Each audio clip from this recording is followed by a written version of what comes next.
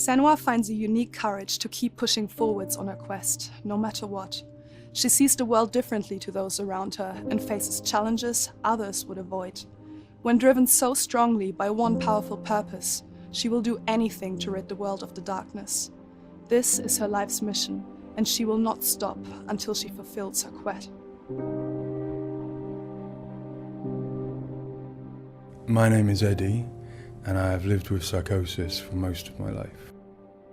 To me, psychosis means living in a different reality, a reality that isn't shared with other people. Often living with psychosis is dark and miserable. While experiencing psychosis, I've got to hear the voice of God, the opposite, seen and spoken with angels, and been to hell itself. Recovery college and peer support really did turn my life around. I thought I would never get better, and yet here I am.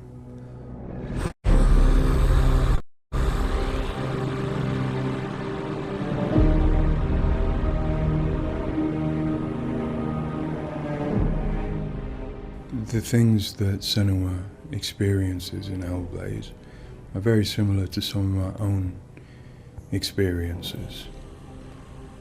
She lives in a reality that other people might find hard to understand.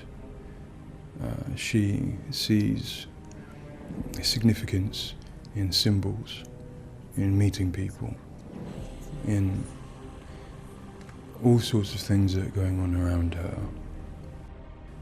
Senua is experiencing an altered state of reality which would be very hard to understand without having experienced it yourself or playing Hellblade. Lost soul who fought through hell to find us. You were lost. Not anymore. Are you ready for what you will find here? It's difficult saying that it's an illness, that it's not real. Of course, to me, it is. And of course, to Senua, it is.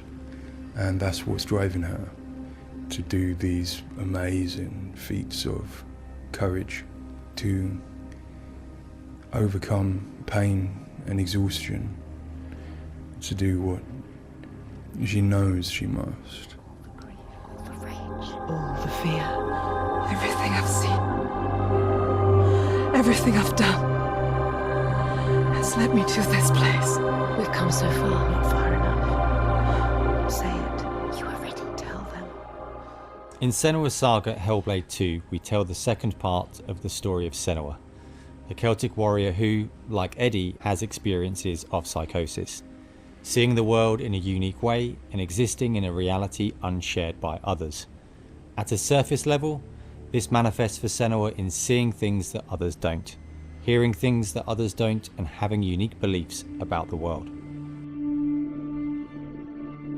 My name's Paul Fletcher. I'm a psychiatrist and a professor of neuroscience at the University of Cambridge, and I've been working with the Ninja Theory team on Hellblade and other projects for several years now. I am a clinical doctor, but have also added research and teaching to my role. And in all three areas, I'm especially interested in the human brain and how it strives to make sense of the world, which is complex and changing all the time. The lake. Like a mirror. You can see the reflection. Senua, like many people, experiences psychosis. Now, psychosis is not a diagnosis, although it is associated with a number of medical and psychiatric conditions. But ultimately, it's a loose description of a shift in one's experience of reality. What are you doing? Screams of the dead. There's something here. They are not. I need to find out what it is. They are. A person with psychosis might experience changes in their perceptions and their beliefs. For example, they might see or hear things that other people can't. and they might come to believe things that are quite uncharacteristic for them. For example, they might feel that somebody, perhaps somebody even very close to them, is intent on trying to harm them. Now, it's very important to remember that this is not just a vague feeling or an imagination. To the person, it feels like their reality, just as everything around me feels like my reality to me. I, like many people, feel that in order to even begin to understand psychosis, we have to start with thinking about how the brain works in general, how it makes sense of the world around it. And when we do that, we're repeatedly confronted with evidence that actually it doesn't just rely on the evidence of our senses, but it actually relies on what it already knows, on its predictions, its anticipations, and its expectations. Your voices. Now that might seem like a defect. After all, why would we want to rely on what we already know rather than what the world is telling us?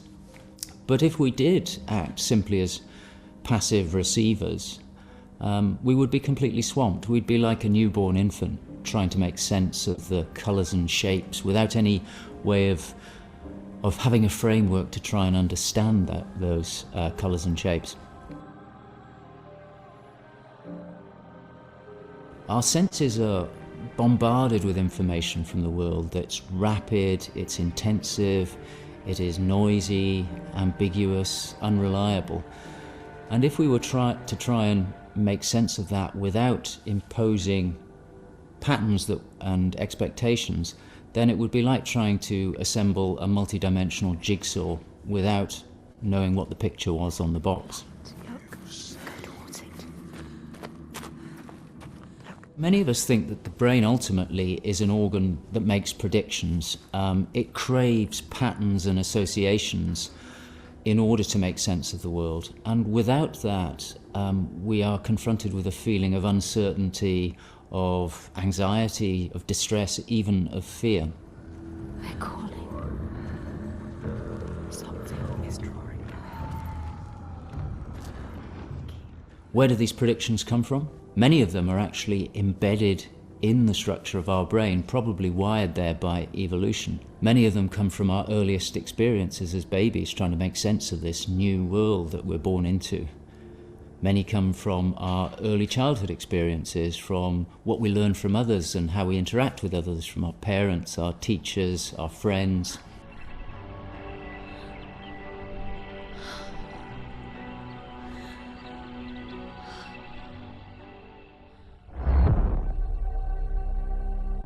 We all have a feeling that we're directly in contact with an objective reality, but it's probably the case that what we experience as our constructed model of the world is a blend of the evidence of our senses, but also what we are predicting or expecting from the world.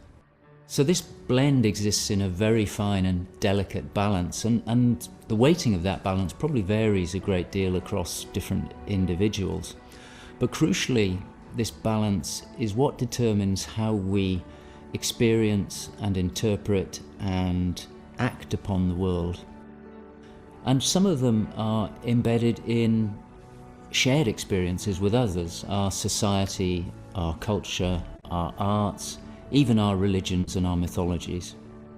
So for the most part, this works very well for us and enables us to make sense of the world, but it's also, being a delicate balance, it can be shifted, and it's very easy, even under the most normal day-to-day circumstances, to deviate from objective reality.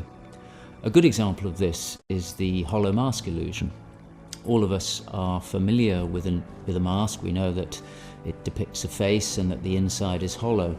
But when we see the mask rotating round and we see the hollow side, there is a deeper prediction, probably embedded in our brain, that facial features tend not to be hollow, that they stick out.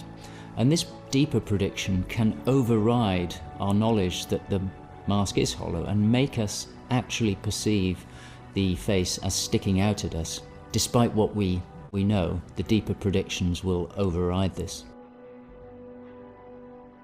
So for me and many in my field, perceptual illusions like this, which are very common, are really interesting because they tell us something fundamentally about how the brain is making sense of reality using its predictions. But more than that, for me, it's very interesting because it begins to give us a sense of how psychosis might begin to emerge. Psychosis is this experience of an altered internal construction of one's reality. And it seems feasible that this is dependent upon this balance I've talked about between predictions and evidence. And it is probably the case that some people tend to weight their predictions more heavily. This, in many circumstances, is advantageous because it means that they can discern patterns and associations that perhaps other people can't.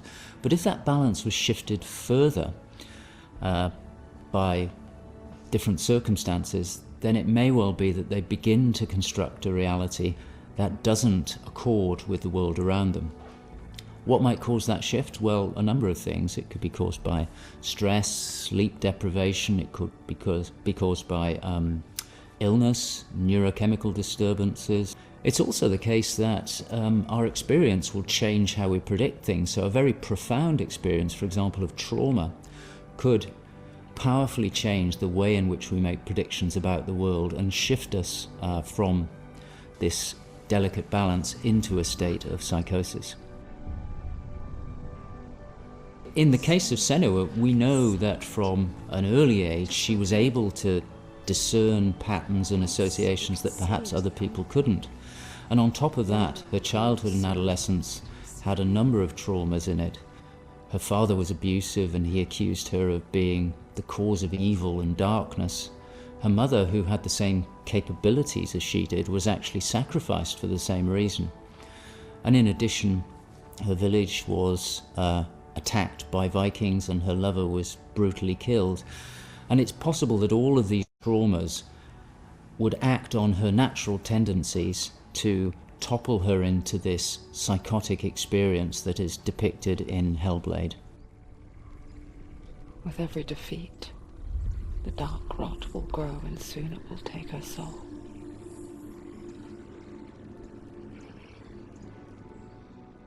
In Hellblade Senua's Sacrifice, we find Senua discovering and understanding her experiences. They're relatively new to her, and the pain and torment feels at its most acute. Having travelled to a new place, with a mind full of her trauma and Druth's stories of the Vikings, she embarks on a journey of coming to terms with what has happened in her life. Ultimately, rather than finding the unachievable certainty of rescuing Dillion, she achieves certainty in the realization that Dillion is gone forever. She learns to accept his death, and in turn, her experiences of psychosis. Even in darkness, the wonder and the beauty of this world never leaves us. It is always there, waiting to... In Senua's Saga, we find Senua at a different place on her physical and mental journey. Empowered with the sense that she has overcome her own darkness, she's now compelled to follow a new quest, to save her people from that same darkness. You smell their freedom. He's here. Death is coming. Look at the bones. Death is coming for Look at the you. bones. That's going to be you. That's going to be everyone. In Sacrifice, Senua's psychosis is acute and all-consuming. She is preoccupied and absorbed by her experiences. To some extent, she is enveloped and enslaved by the darkness. She cannot ignore her voices and visions. She's totally committed to the quest within her altered reality. In Saga, there has been some resolution to this. There's no miracle recovery. She still experiences the voices and visions.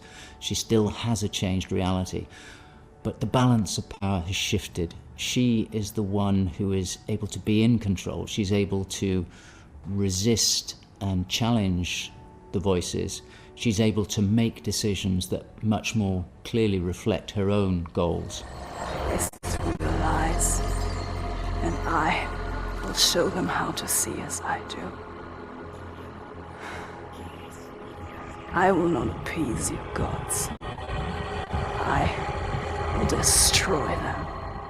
And in addition, in Saga, she is able to encompass the reality of others. She sees them for the constructions that they are, and she is able to interact with them. And I think that's a very powerful change and a very important area to explore. They have lost everything. In Saga, we've had the opportunity to explore the next phase of Senua's mental health journey. One where she's come to a place of understanding, but where she and us as creators have new challenges to overcome. Where Senua's belief system will clash with that of others. Her experiences will play out in the presence of people who don't share her perspective. And where she feels a new sense of power in being chosen for the quest, but also a new weakness, bowing underneath the weight of responsibility that sits on her shoulders. Wait.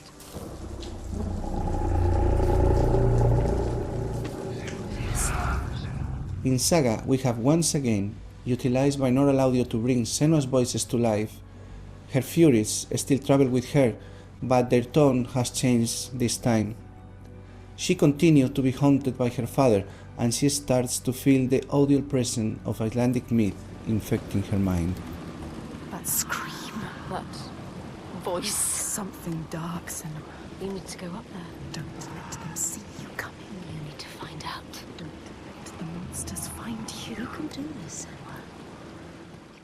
To hear the world as Senua does, we spend time with people with lived experiences of psychosis, and also with Paul Fletcher.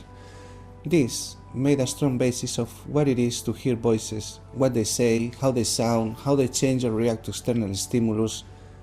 And this paired with all we learned from the first game, Hellblade: Senua's Sacrifice, led us to create Senua's own sonic version of reality. To me, it's a privilege to sit in a room to play our game, and as we progress, hear their comments, thoughts and suggestions. Each one provides a different perspective, and I find especially inspiring and humbling to hear from Eddie his own experiences. Especially, I find he has a way of putting very complex emotions, situations, in a very simple yet poetic way, and it's really inspiring for me when I'm thinking in Senua's journey. We use binaural audio to bring 3D space in the headphones. This allows to experience the voice hearing and other sounds with a physical sense. Also extremely important is the performance of the voices, and for that we have been collaborating with Helen and Abby, our Furies. They are the most prominent voices of Senua. The way we perform is important as well, allowing for freedom, movement, creative input from Helen and Abby, and also important to have with them conversation and spend time talking about the journey of our character.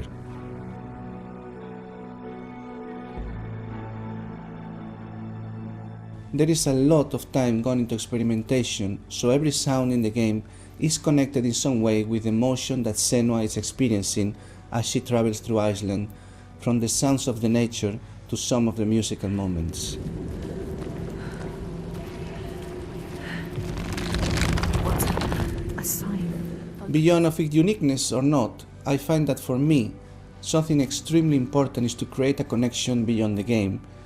So in understanding Senua's own reality and going on a journey with her, I hope our players will understand better how people experience reality different, and in doing so, I feel, we break those walls that keep us distant and lonely. My brothers used to come here to practice fighting. Sneak out. Follow them. For Saga, in order to bring Senua's experiences of hallucinations to life, it was very important for us to listen to people's real lived experiences. It was then a case of thinking about how Senua's world and reality might look when faced with these types of examples.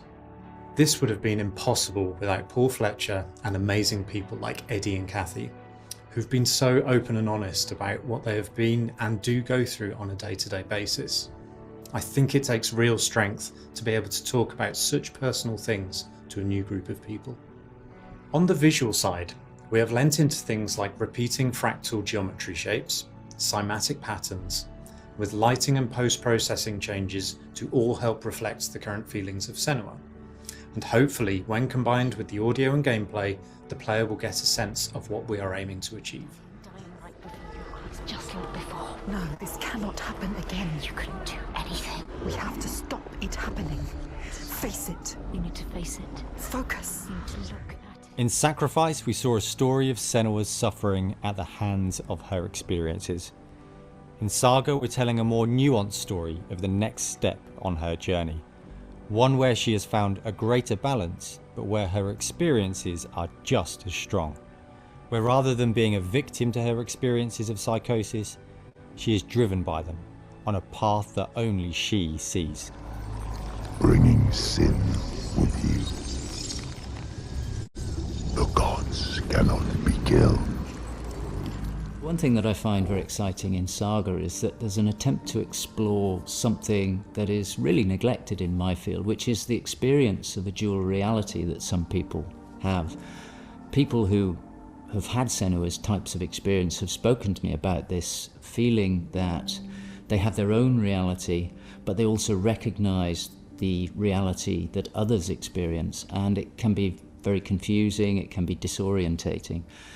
And it's exciting to me that the game contains an explicit attempt to portray this experience of dual realities, and I think it'll be very interesting to see how people respond to that. It's amazing what has been done and what's been portrayed. I think it's really difficult to turn words into what other people might be seeing, but I think I'm always blown away by what Ninja Theory come up with for their games, and I'm really stunned at the quality of the things that she sees and the sounds of the voices that she has. I think they're pretty realistic. She's getting closer. Yes, she can feel it. I hope that the game will help people who maybe don't understand psychosis or don't know very much about it to start with. I think by experiencing some of what they will do in the game, I think it brings to life a little bit of what it's like to have psychosis, and I think hopefully people will learn from it. Now I'm working as a peer support worker, and what that means is that I, in my case, in the job that I have in my role, it means that I go to see my people, to see my peers. We talk about how things have been. The way that Hellblade has captured the experience of psychosis is nothing like I've ever seen before in terms of its realism, in terms of its fairness to people like me.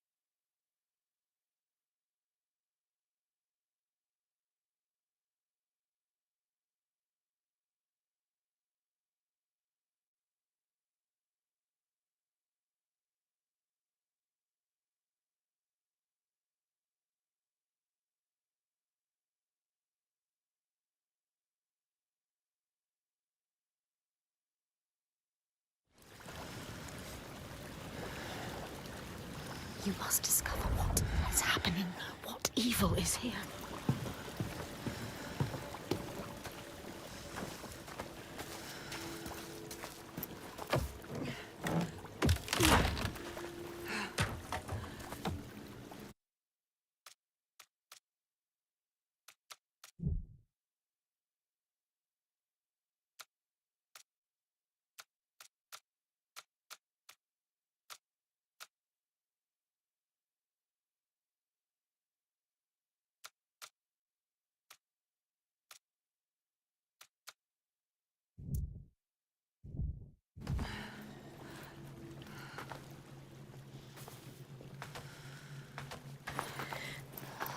What happened here? What happened here?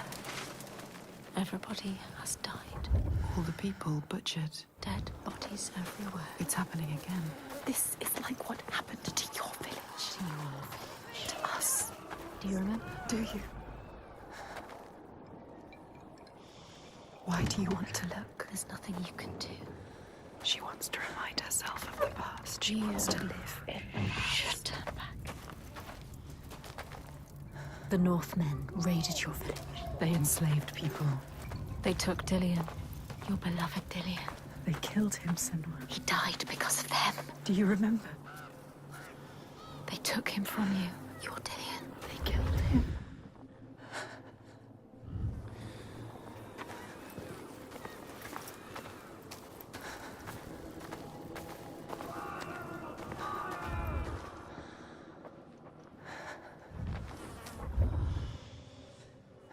What are you looking at? Don't look at it. Don't stop here. Move on. Look away. Look away. Bodies.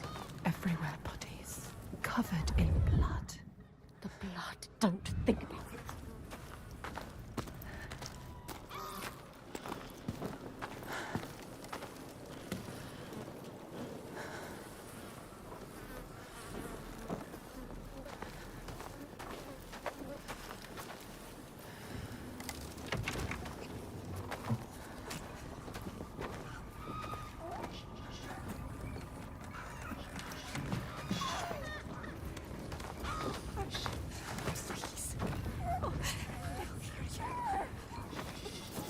It's already happened. It's in the past. It's too late. There's nothing you can do. You're letting the past control you.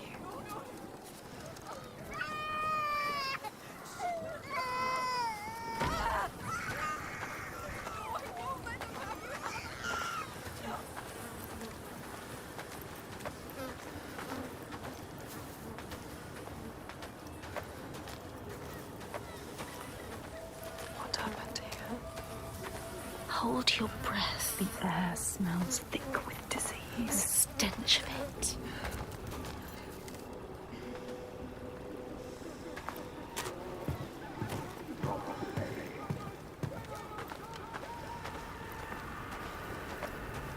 She can't forget. You can never forget. That memory alerts. If you face it, the past will free you.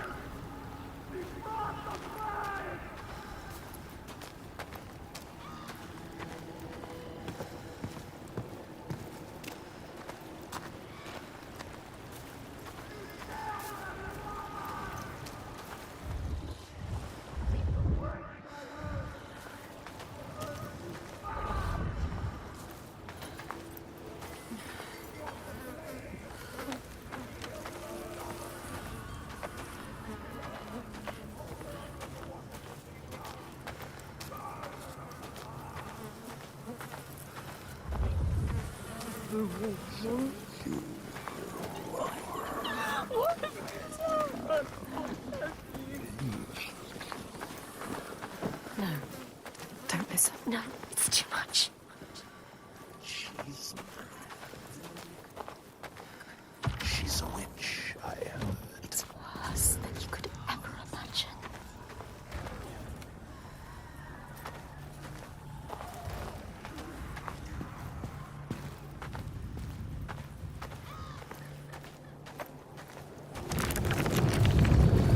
It's happening again.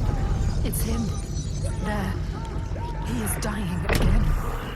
Dying like bodies, just like before.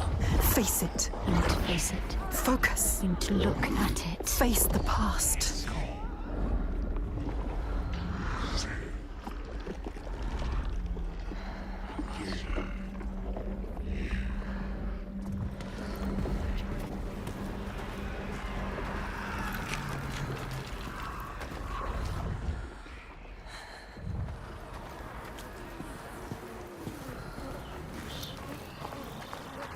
She's getting closer. Yes. She can feel it. You found the first part, yes. 2 more to go. 2 more. Only 2. This place will worm its way into your mind. It will suck you back into the past and hold you there.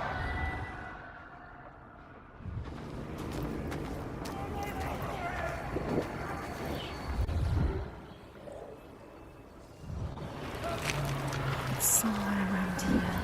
Look. She can feel it. Look closer. Closer.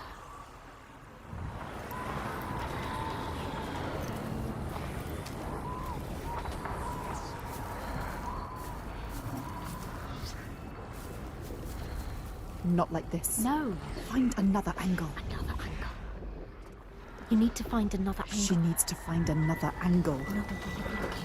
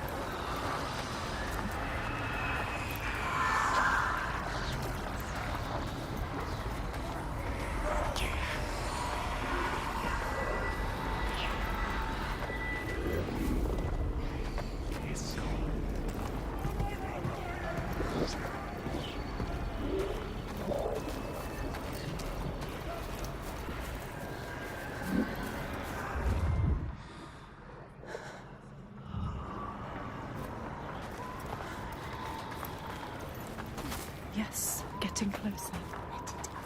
She can feel it.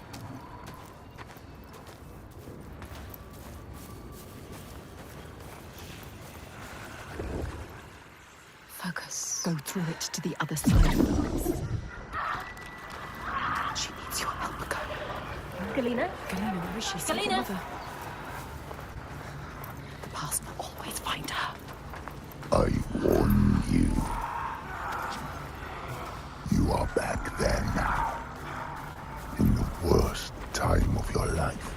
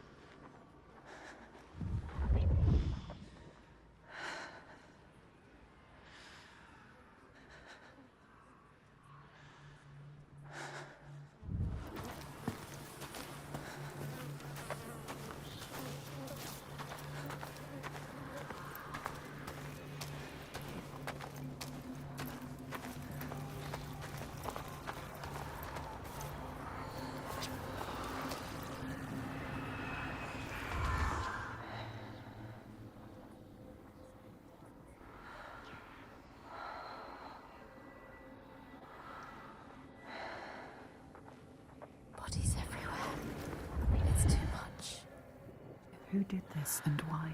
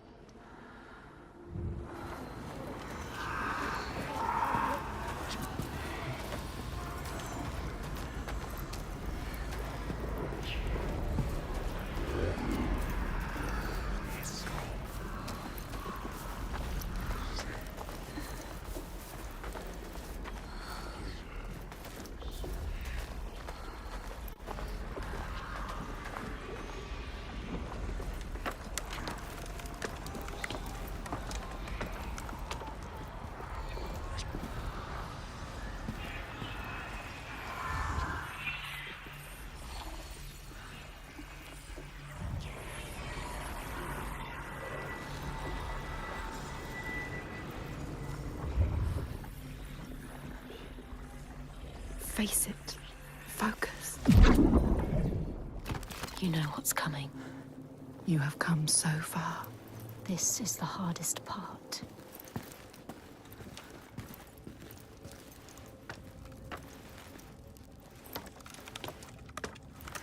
What are you doing? Return to the gate. Use the symbol. Use it.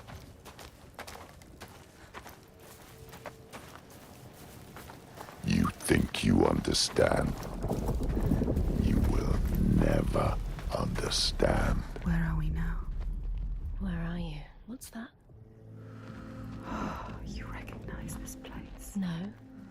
Senua, it's a home.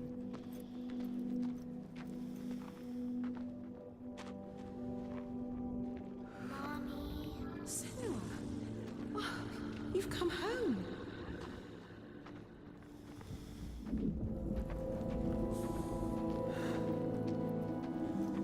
It's your mother.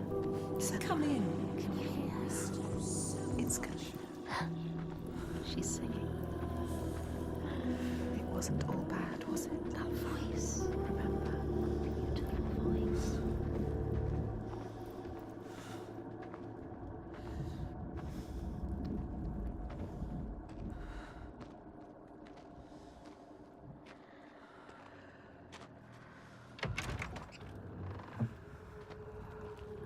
The mirror, Senua. It will help you fight your memories. You have to take it. Keep it with you.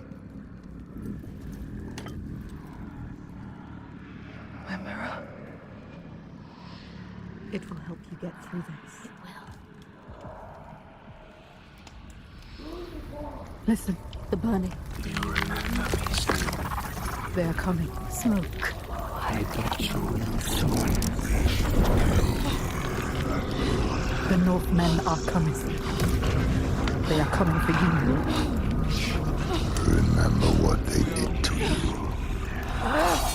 How your village burned. Out your heart.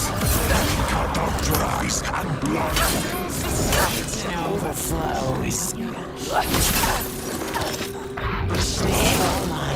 And kill all your folk. Sing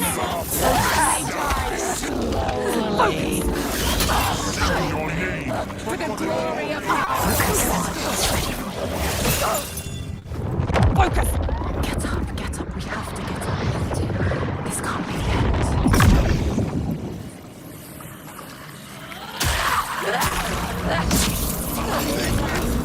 I'm done with them. And you will Use the mirror. Focus. Focus. Focus. He's ready.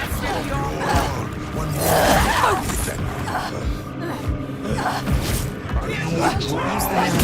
Focus. Focus. Focus.